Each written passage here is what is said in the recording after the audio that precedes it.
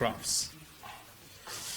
So today we will study trees. So what is a tree? A tree is a simple graph that is connected and contains no cycle. So here is an example of a tree.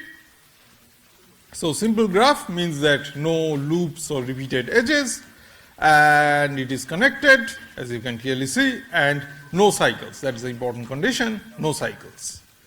So for instance, in particular, there is no triangles. Here is another example of trees. So again, simple, so no loops or repeated edges, connected. Of course, every vertex is connected to the other, because from every vertex you will get a sequence of edges which can lead you to any other vertex by means of a walk. And finally, the all important condition of no cycle, clearly no cycle. Okay? So let us remind ourselves what is a cycle. So a cycle is a bunch of vertices which are connected in sequence forming a closed loop. Okay? So these are some examples of trees. So here are some non-examples of trees, just to clarify the concept. So here is a non-example of a tree for the simple reason that the condition that there is no cycle is violated. So there is a triangle, in particular it's a 3 cycle, right? Here is another non-example of a tree. Why is this not a tree? It's not a tree because it is not connected. So there is one isolated vertex which is not connected to any other vertex by means of an edge. Let us look at the third example. This is also not a tree because again it is not connected. So if you look at this curved line that I drew, the vertices to on one side of the line are not connected by an edge to any vertex on the other side. Okay? So let us now continue on to the concept of leaves of a tree. So of course, if there is a leaf, if there is a tree, then it's natural to have leaves, but it also has a mathematical meaning. So this is what we are going to study now. So the leaf of a tree is a vertex of degree 1. So let's go back to the previous examples of a tree. So clearly there are certain vertices which have degree more than 1, like this one has degree 3, this one has degree 3, this one has degree 4, but there are certain other vertices which have degree 1, so these are the leaves. Okay? So essentially, if you just look at the picture, you will understand that these are really, in some sense, these are really the extreme ends of the tree. Okay? So here are the leaves. So this is a degree 1, this is degree 1, this is degree 1, this is also degree 1. So, and let's we can, once you understand the definition of a leaf, we can immediately state a result which is called the leaf lemma. So this says that every tree with 2 or more vertices has at least 2 leaves. Okay? So, so what is the proof? Well, you consider the longest path in the tree, its endpoints must be leaves. So let us understand this by means of a picture. So let's clear the degrees here. So,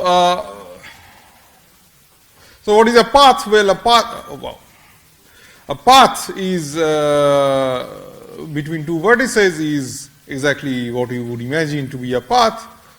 So it is a sequence of vertices connected by edges, so that you never turn back to any other to the same vertex, right? So you go from vertex A to vertex B through a sequence of vertices. Let's name the vertices alpha, beta, gamma, delta, epsilon, kappa, and mu. So these are the Greek letters of the intermediate vertices in the path, and the point is that none of these are repeated. So you always should seek a new vertex, and eventually you should reach B. So that is a path, and B has to be different from A, of course. So this is a path, and let us look at the longest path in this graph. Well, look at this path. So clearly this is a longest path. I mean, there can be multiple longest paths because there can be multiple paths with the same maximum length. That's fine. So for example, this one is also longest path, but so is this one. Okay. So if you look at this longest path, for example, you can see that the endpoints are both leaves. And this is natural because if you have a path in the graph, let's say this is a path in the tree, which is the longest path, then its endpoints A and B must be leaves. Why? Because if they were not leaves, so either A or B would have more than degree more than 1. So suppose B has degree more than 1, it means that B, so of course B is connected to mu, that gives it degree 1. So if the degree of B is more than 1, it must be connected to another vertex, nu, let's say. In that case, you can just connect mu to connect B to nu and extend this path, and therefore the length of the path will increase, and it will no longer be the longest path. Okay. So really, just by looking at the longest path in the tree, you can easily see that the endpoints must be leaves. So every tree with 2 or more vertices has at least 2 leaves, because it will all, of course, have a longest path, and the endpoints of these longest path will give you two leaves. Of course, there can be more leaves, but at least 2 leaves. Okay. Okay. So now let us, from the leaf lemma, let us go to the tree theorem. So every tree with n vertices has exactly n minus 1 edges. So what is the reason? The main idea of the proof is that you take the tree and you delete a leaf from the tree until only one vertex remains, and then count how many edges you have deleted. So let us consider a tree like this. Okay.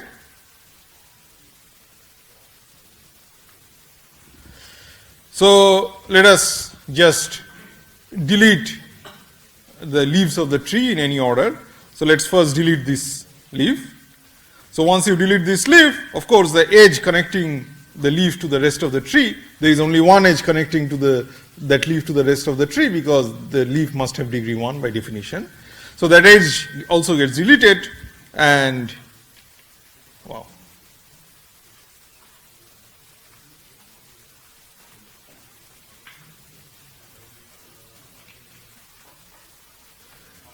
That edge also gets deleted, and you are left with this tree.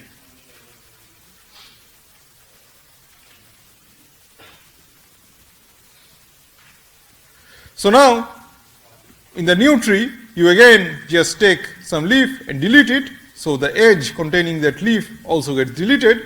So you have something like this. And you go on, so you keep deleting one leaf and one edge with that leaf. And you go on until only one vertex remains. Of course, you are going to reach that stage.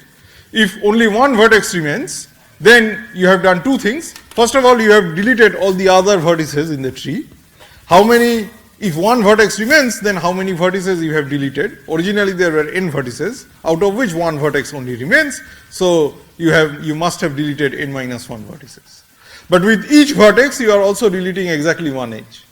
So in the process of deleting n minus 1 vertices, you have deleted in exactly n minus 1 edges. And since the ultimate product is just one vertex without any edges, therefore the original tree must have also had only n minus 1 edges. Okay? So this is the rough idea of the proof. So in summary, the tree theorem tells you that every tree with n vertices has exactly n minus 1 edges. Okay? So is this clear? Any questions? Excuse me. people in the back, could you be please a little less loud?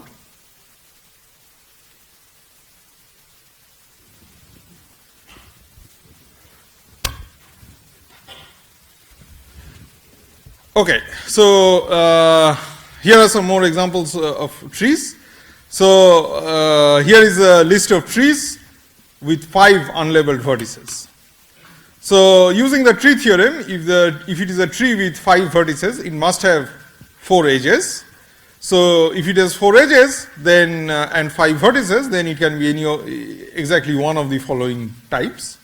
So one of them is exactly a path of length 5 vertices like this. The other one is that you branch out at some intermediate stage from the path.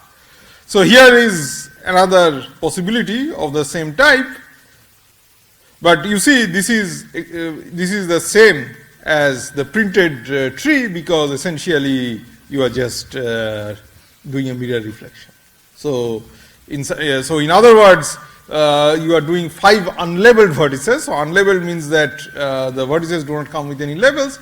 So if the vertices are unlabeled, then these two graphs will be considered to be the same, because essentially one is a simple transformation of the other. Okay? So it is not a new structure in some sense. So in other words, if you do decide to put labels on these vertices, then there is a way of labeling this vertex, this graph, and the way of labeling, and there is a way of labeling the vertices of the other graph, so that the two graphs are the same. So for example, you can label them 1, 2, 3, 4, 5, and you could label these 1, 2, 3, 4, 5, and then there is a one-to-one correspondence. Okay, so the structure is the same. So and here is another one. So you can see that you cannot obtain it as a special case of these two. So this is really a new structure. Okay. So let us now move on to the concept of weighted graphs. A weighted graph is a graph in which each edge has a number associated with it, which we refer to as the weight of the edge. In applications, these weights represent cost or travel time, etc. So an example of this we have seen in the Chinese postman problem. So there we had the road network in some neighborhood, and every road or every street in that network came with a number attached to it, which is the length of that road or length of that street. And it was very important from the point of view of the Chinese postman problem, because we wanted to minimize the total length, right?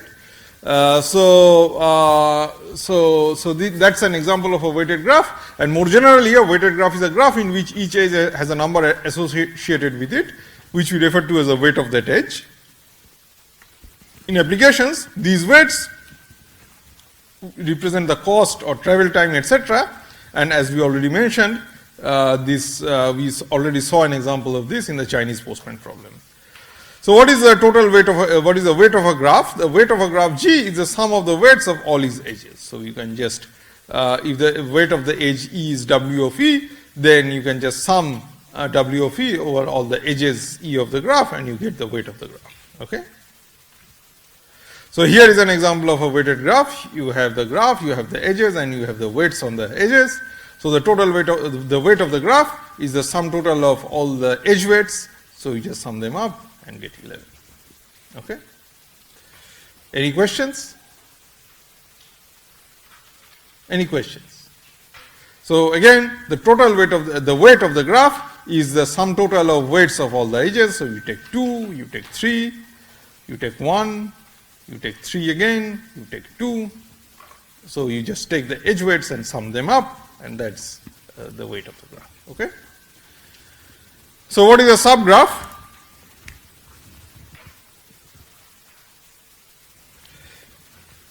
A subgraph of a graph G is a graph whose vertices and edges are taken from those of G. So you have the original graph G.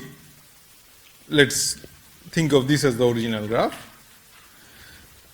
Then a subgraph H of the original graph G is a graph whose vertices and edges are taken from those of G. So here is an example. So let's look at H1. So if you look at the previous slide, So this was the original graph, and H1 is a subgraph. Exactly, you are missing the middle edge. So that's the edge. That's an edge of G. The edge BD was an edge that was present in G, but it is not present in H. Otherwise, which is not present in H1. Otherwise, the graph H1 is the same as G, right? So H1 is a subgraph, and the weight of the subgraph is just the weight of the edges which are present in the subgraph.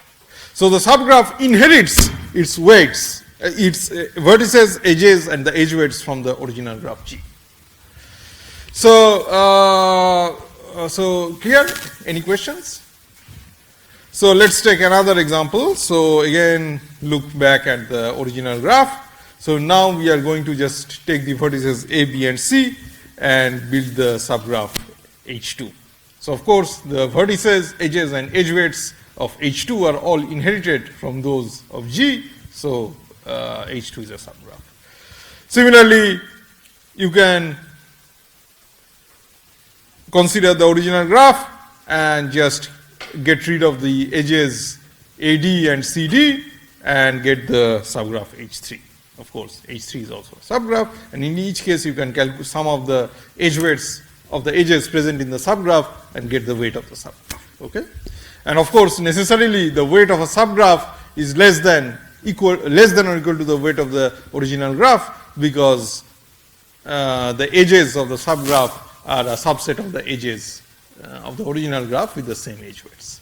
Okay? Any questions? Okay. So let's now move on to the concept of spanning trees. So a spanning tree of a given graph G is a subgraph which is a tree. So and it contains all the vertices of G. So let us take a step back and try to understand this. So you have an original graph G, and you are considering a spanning tree of G. So what properties does the spanning tree need to satisfy? Well, first of all, it has to be a tree, and secondly, it has to be spanning in an appropriate sense. So what is so the name already gives away the fact that that it is a tree. So it is a subgraph of the original graph, which is a tree. Okay, and it has to be spanning, so it contains all the vertices. So it spans all the vertices and is a tree. So in a way, in a sense, it is a way to connect all the vertices of the graph with as few edges as possible. Okay? So a minimal spanning, so this is a concept of a spanning tree. A minimal spanning tree is a particular kind of spanning tree which is found in weighted graphs. So suppose you have a weighted graph G, then a minimal spanning tree of G is a spanning tree. So it is a tree, and it covers all the vertices of the original graph. In addition, it has a minimum weight among all the spanning trees of G. That is why it is called minimal spanning tree. Now, so let us take a step back and try to understand this. So suppose you start with a weighted graph G. Okay. So what is a spanning tree? Well, a spanning tree is a subgraph, so it is a subset of the edges. So it is a subset of the edges and vertices of the original graph, so that it is a tree. So first of all, it is connected and contains no loops, and is built out of the vertices and edges of the original graph. And not only that, it must be spanning, so it contains all the vertices. So all the vertices of the original graph are present. Only a subset of the edges of the original graph are present, so that the resulting subgraph is a tree on one hand and spans all the vertices of the original graph on the other. Okay, so this is a spanning tree. Now, for any and notice that there can be many spanning trees in a graph, right? Because there can be many ways of constructing a tree as a subgraph of the original graph, so that all the edges remain connected. So there can be many spanning trees in the original graph, and if it is a weighted graph, for each spanning tree you can calculate the weight of that spanning tree simply by summing the edge weights of the edges that are present in the spanning tree. Right?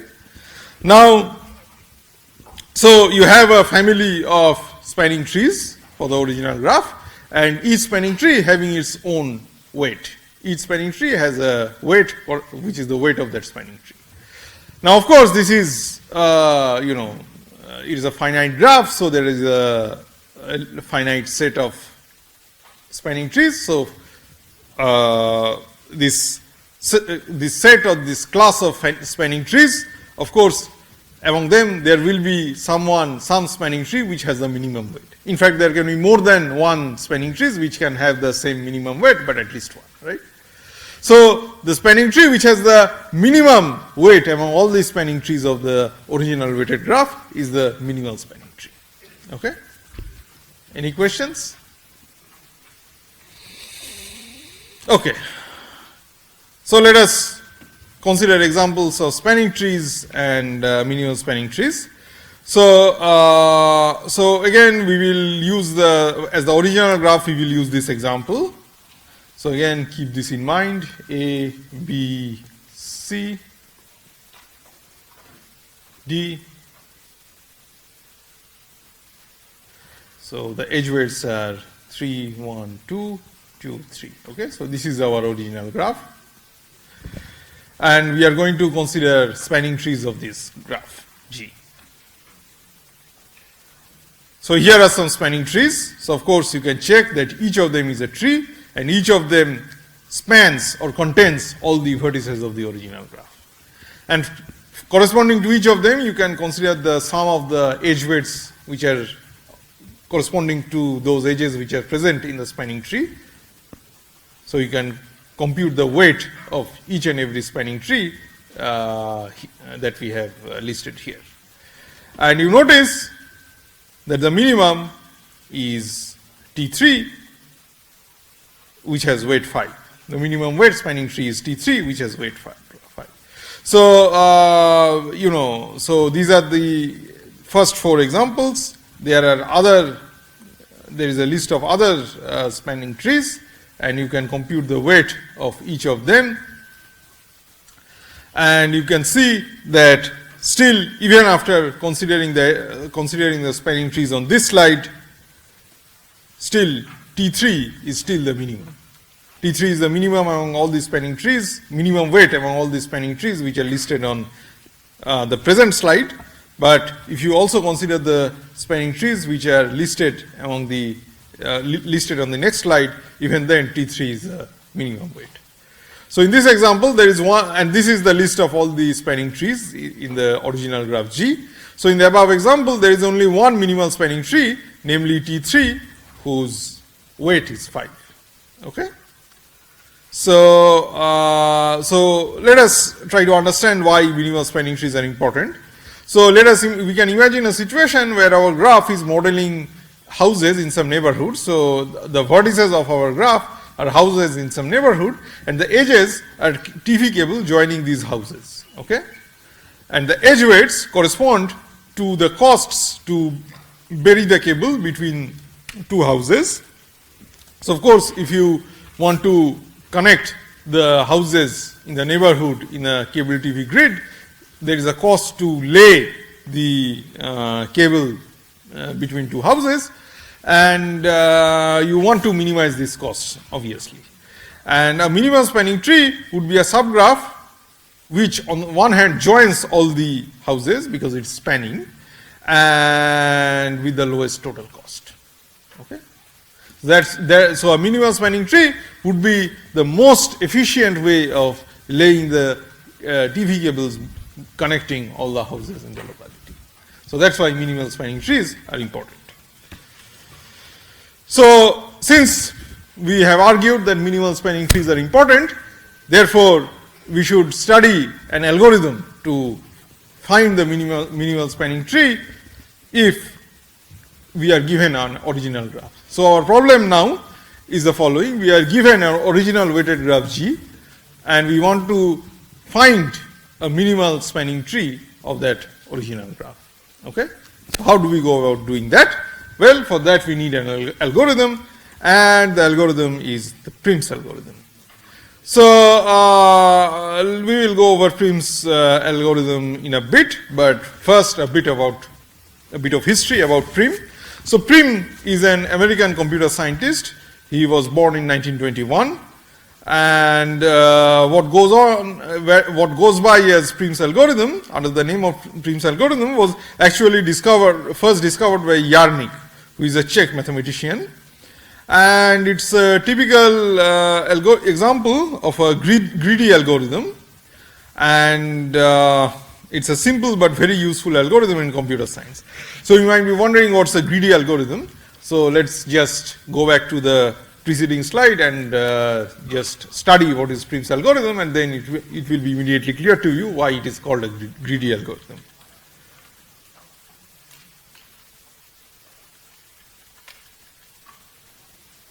Okay.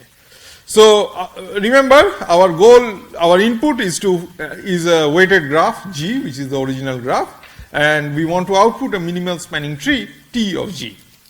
So Prim's algorithm tells you to do the following.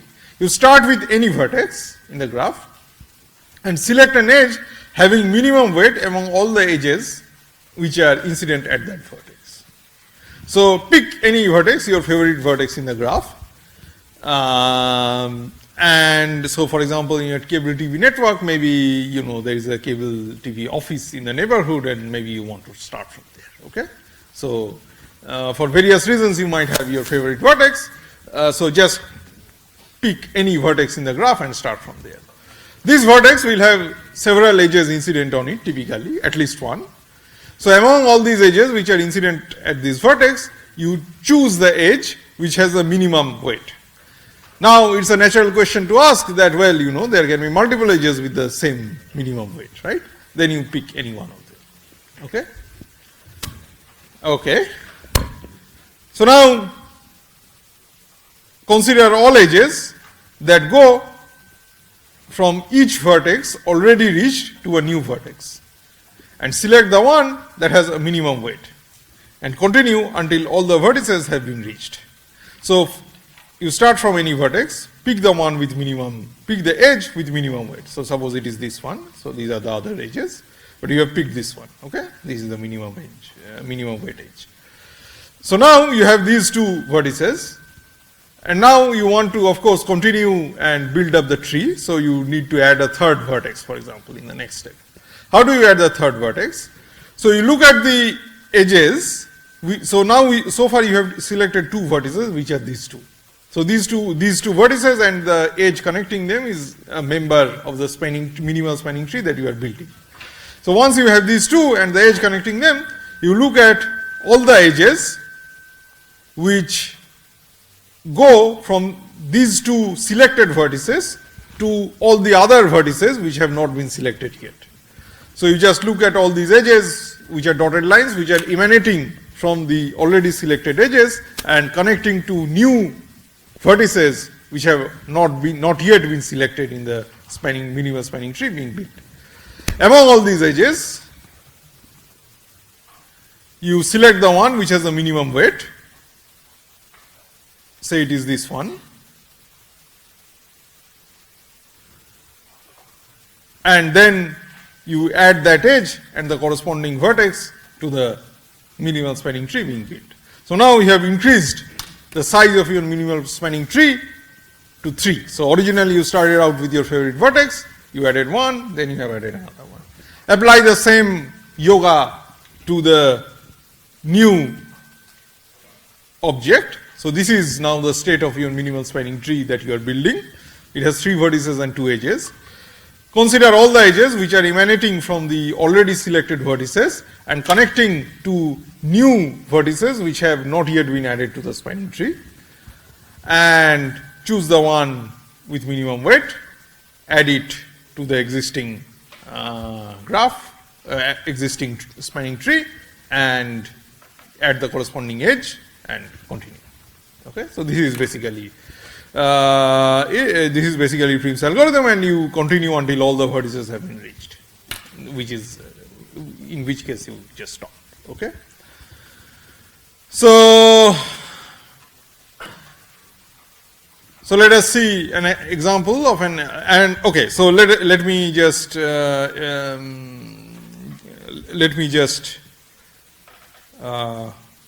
argue to you why it is natural or legitimate to call it a greedy algorithm.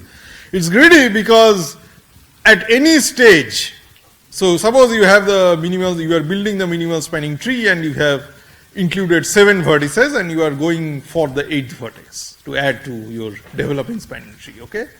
So at any edge, any stage, your choice is guided by the minimum weight edge which is available to you at that point, okay? So because, so as a simplest example, look at the starting vertex. For the starting vertex, you just take the minimum weight edge which is incident on that vertex. If you have developed the spanning tree until say 17 vertices, for the 18th vertex, you just look at the edges emanating from the existing tree to the new unexplored vertices and just take the edge and the corresponding vertex which has the minimum weight among all these edges, all these candidate edges, okay? So at every stage, you are greedily minimizing your choice of edge. Now, in general, this might not always, so of course, in the case of the minimum spanning tree, it does give you the minimum spanning tree. In the case of Prim's algorithm, it does give you the minimal spanning tree. But in general, if you just sort of greedily exploit your resources like this, there are certain problems in graph theory or computer science where this kind of greedy choice at every stage might not give you the best answer. But in the case of minimal spanning trees and in the case of Prim's algorithm in particular, this greedy choice at every stage does give you the correct answer and it gives you a minimal spanning tree. Okay, so that's the point.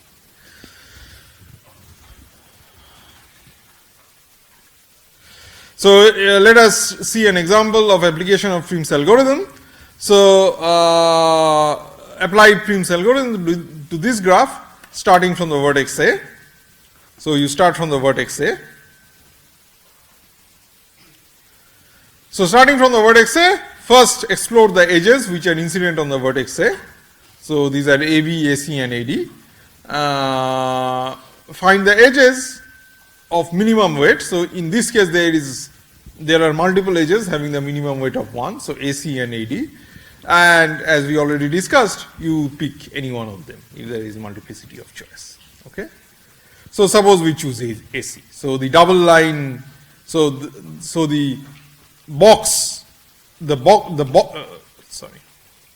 vertices are the ones which have already been selected in the spanning tree being built, and the double edges are the edges which have already been selected for the spanning tree. Okay.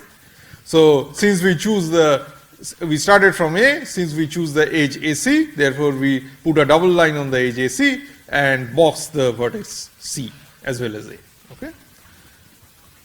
So far our spanning tree is this. So now explore the candidate edges. So for the candidate edges are those edges which start from vertices already selected, so start from A or C, and connect to vertices which have not yet been added to the spanning tree. So vertices B, D and E. So these are the edges in red are the candidate edges which are connecting either A or C, which are the selected vertices, to vertices B, D or E, which are the vertices not selected or included so far. Okay. So again, the algorithm tells you that among these vertices, you just pick the one with minimum weight. Among these edges, among these red edges, among these candidate edges, you pick the one with minimum weight. So in this case, the one with the minimum weight is CD, of course, because it has 0 weight. So by Prim's algorithm, you add the edge CD and the vertex D to the graph. So now your spanning tree looks like this, ACD. So now, what are the candidate edges? These are edges which are in red, which are connecting either A, C or D to the remaining vertices, namely B or E. So these are the red edges. And again, Prim's algorithm tells you to select the edge which has the minimum weight among these candidate edges. Once again, there is multiplicity of edges because both the edges CE and CB among the candidate edges have the smallest weight 2. So just pick any of them. So let's say we choose CB. So we put a double line on CB because it is included in the graph, in the tree, and we box the vertex B. So the vertex B is also included in the graph. So now the spanning tree is this one so far. Still we are not done because we have one vertex left, right? So we will go for that now. So now let us look at the candidate edges, which are the edges in red connecting A, B, C or D to the remaining vertex C. So these are the edges in red. Look at the edge weights of the candidate edges. Select the edge with minimum weight. So this one. So add that edge and the corresponding vertex. So this one. So finally you get a spanning tree like this, and Prim's algorithm tells you that this is a minimal spanning tree. So the weight of this minimal spanning tree is 1 plus 0 plus 2 plus 1. So 4. Okay. Any questions?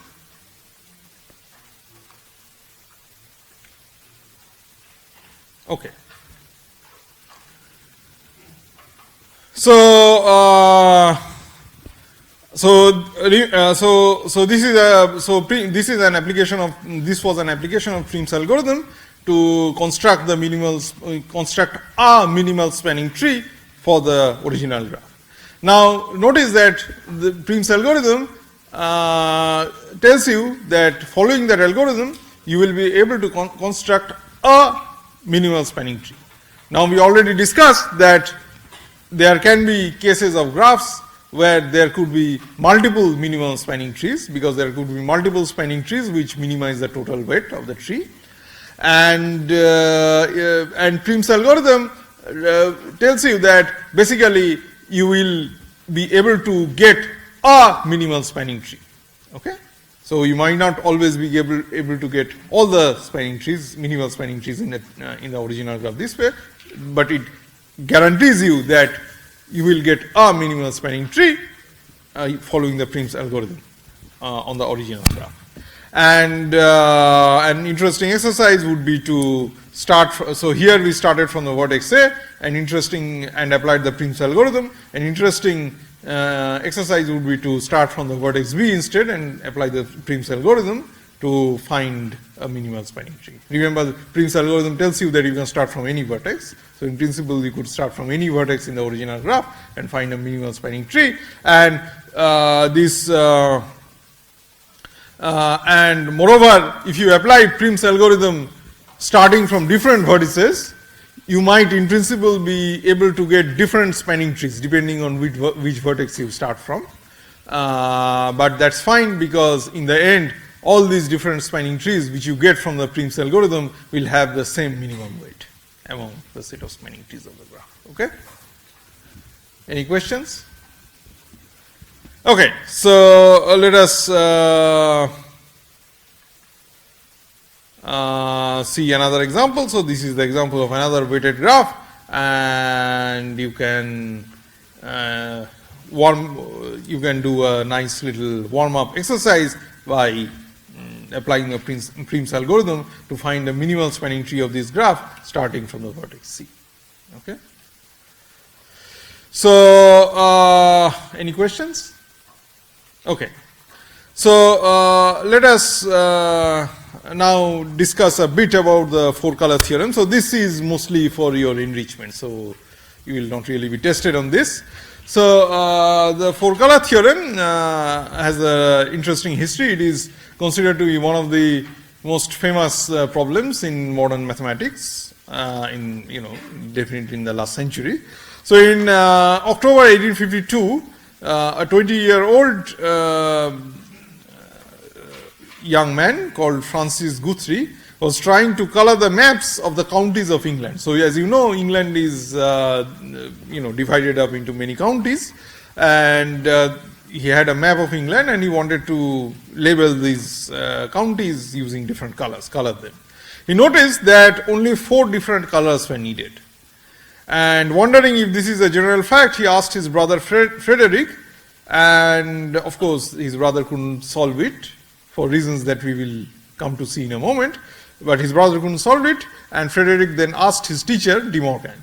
So De Morgan was a famous mathematician, and so the conjecture which came about from these discussions was that if you have a map of adjoining regions on the plane, then you could color it, you could color the different areas or the regions in the map using at most 4 colors, so that no 2 adjacent regions had the same color. Okay. So so this was a 4-color conjecture, and several wrong proofs of this 4-color conjecture were given over the years. For example, a proof was given by Kempe in 1879, and of course it had an error, but the error was not detected for 11 years. So for 11 years people believed that it was the correct solution. Only 11 years later, by Percy Hewood found a mistake in the proof. But building on Kempe's work, Hewood showed the 5-color theorem, that every map in the plane can be colored by 5 colors, so that no 2 regions which have a boundary have the same color. So, and finally the 4-color theorem was shown by Kenneth Appel and Wolfgang Haken in 1976. So it was rigorously proved by them, though not without controversy, because their proof needed the assistance of the computer to verify a large number of cases. So basically the 4-color conjecture applied to any kind of planar map, any kind of map which could be drawn on the plane. And what they could do was that they could reduce the proof of the 4-color conjecture to proving it in a finite number of cases, specific cases of maps. But these cases were too many and too large to be verified by hand. So they needed the help of a computer to verify a large number of cases, and it was infeasible to be checked by human hand. And this resulted in a controversy as to whether it could be considered traditional mathematical proof, because it is not being verified by human hand but being verified by a computer. So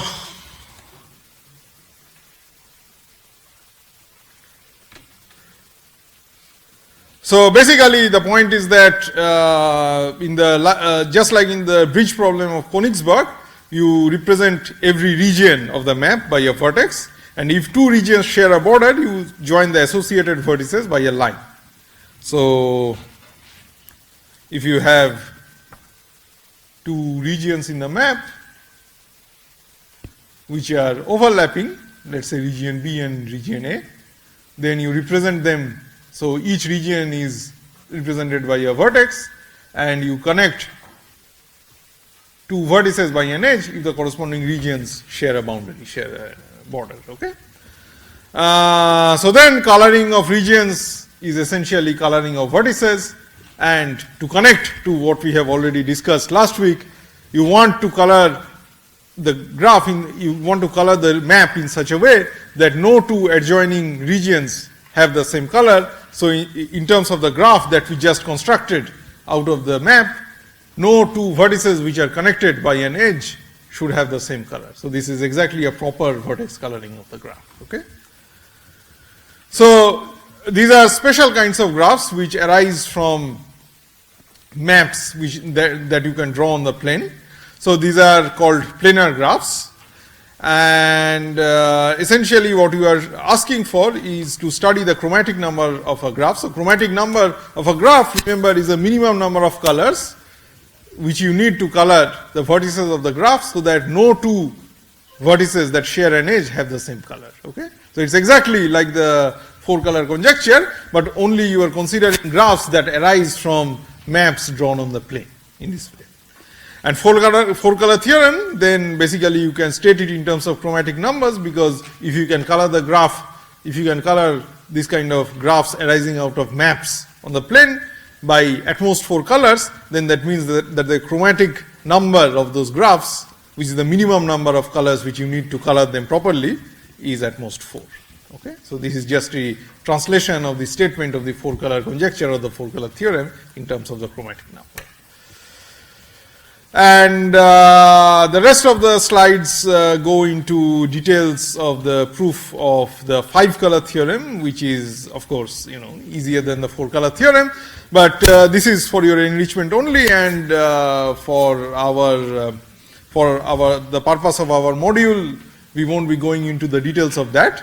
So if anyone is interested, you are welcome to go through these arguments and come back to me with questions if you have any. Meanwhile, we will stop here for today's lecture, and from the next lecture we will begin with the slides, next set of lecture slides, which is coding theory. Okay? Thank you.